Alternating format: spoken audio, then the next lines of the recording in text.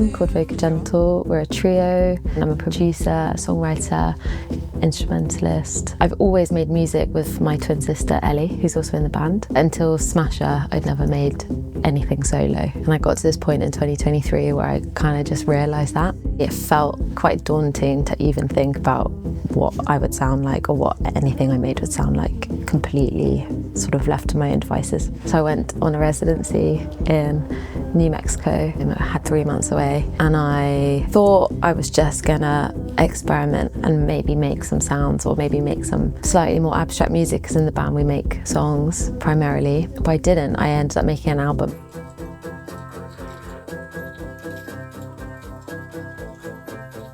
And I sort of found my own language, sort of said things that were really personal, which I think doesn't always happen in a band. I think when you're in a collaboration, you can't always go that personal. It took some time. I just sort of made it in a way that felt really unpressured, uncomplicated, just sort of at my own pace, like I wasn't on anyone else's time. I was in a really beautiful place too, so there was lots of walking and lots of going slowly and collecting sounds, and then it surprised me, I think. I just didn't think it would maybe be as complete sounding as it was. It's kind of nice at the end of it just to step back and be like, oh, I've gone away for 3 months and there's this sort of artifact at the end of it.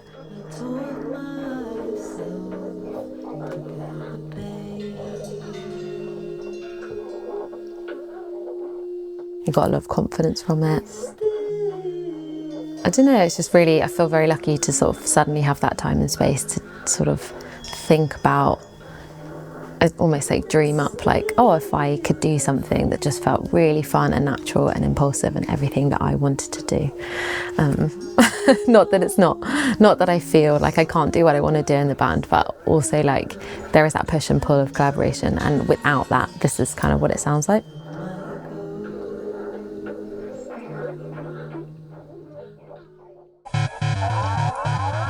We met because me and Ellie were in a band supporting Will's band at a venue in Edinburgh. And I think we were just the three out of those two bands who were writing the songs and feeling really passionate about possibly doing it for longer. So I got asked to score a performance art show, and I asked those two to do it with me. The brief was slightly more avant-garde, and we used synths, and I remember it was a lot of like drum kit and like heavy breathing. I'm pretty sure we had the Make Little Fatty then, which we still use all the time live. It was like the first synth we ever got. We just decided to record some songs that we'd like developed over that sort of period in a room that was actually being used as a food bank, and we got it in the evenings. A little label in London decided to release that, and I think at that point it was like, oh, maybe this is a thing. I think it surprised us all in this really nice way. We were like, great, so we all moved to London, released those songs, and then started playing live, and eventually got the opportunity to do a first album. I think we just all felt really like lucky, like fortunate to be able to do it, so kept going. So a typical day could be a band day. We're currently working on our 4th record. So yeah, doing a lot of writing for that, and the way that we approach that is we all go away and write demos and songs individually, and then we come together in like week-long bursts and show each other what we've done, and then we collaborate.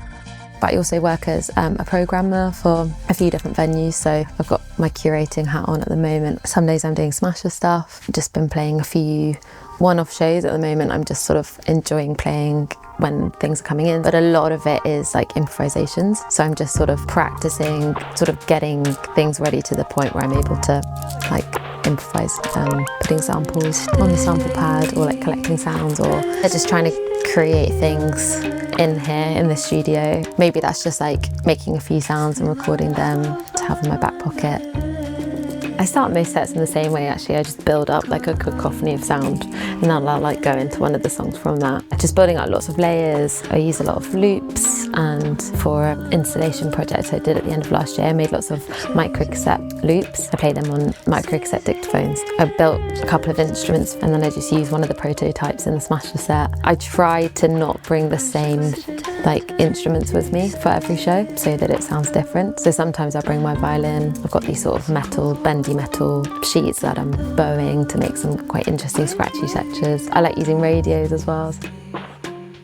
Yeah, I went through quite a lot and I had a lot to say. Lots of people do think about like writing songs as a cathartic exercise, and I feel like I haven't really felt like that before. I think in a band, like I just enjoy like the collaborative process. I definitely have like intentions for songs and stuff. It's not necessarily gonna feel like it's me bearing my soul or like revealing something about me. It's like very much like trying to be a unit. And so this album is really personal, and actually when I released it I got loads of people getting in touch asking me if I could send them the lyrics or asking me what it was about, and like just having these like incredibly personal interactions with people I didn't know, talking about similar experiences of like writing music to process a circumstance or process a relationship or something, which is actually just not something I'd ever really done before.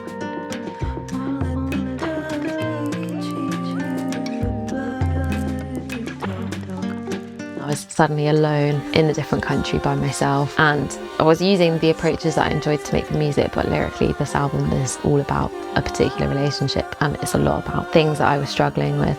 And it's kind of really amazing that I kind of finally got what people mean by I'm using like writing a song to process something, and it's been really cathartic, and I feel a lot better at the end of it, or a lot stronger, a lot more confident, and that definitely happened to me.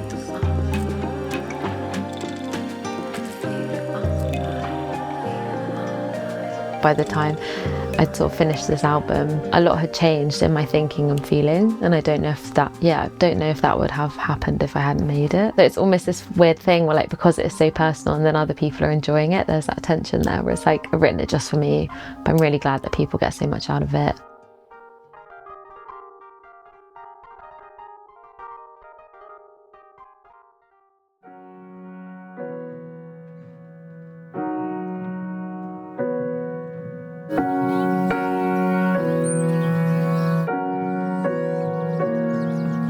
I didn't like study music at college or uni or anything. I definitely did not think I'd be a musician. It's something that as soon as I got the opportunity, just said yes to it and sort of have followed it. So I think my journey's just been like maybe not feeling like I've got that really solid performance background. It's just been like learning by doing. I just think my journey's been like oh, okay, maybe I can do that. I'll just give it a go and see, and then you sort of try it and then see what happens kind of thing. So yeah, slowly building my confidence, and it's nice just to have something, and I want to take this approach into everything I do, but it's just nice to have something being like just a project where you're like, if I enjoy it and I'm responding to the music, that's just the most important thing. Is that me sounding very like self-involved? But I think I'm a twin as well, so like I've always been with other people, and I love that. But I think this is honestly just feels like, for all the twins out there, you know what I'm talking about. All the multiples, like this does feel so new. So, and I feel like I've come to it quite late in my journey. So yeah, which is interesting.